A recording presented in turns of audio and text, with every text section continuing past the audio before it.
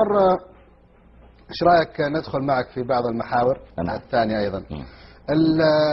الدكتور محمد يعني والاعلام الجديد، يعني انا الحقيقة اشوف ما شاء الله عندك اكثر من 2,000,000 معجب متابعين لك في الفيسبوك ومواقع اخرى.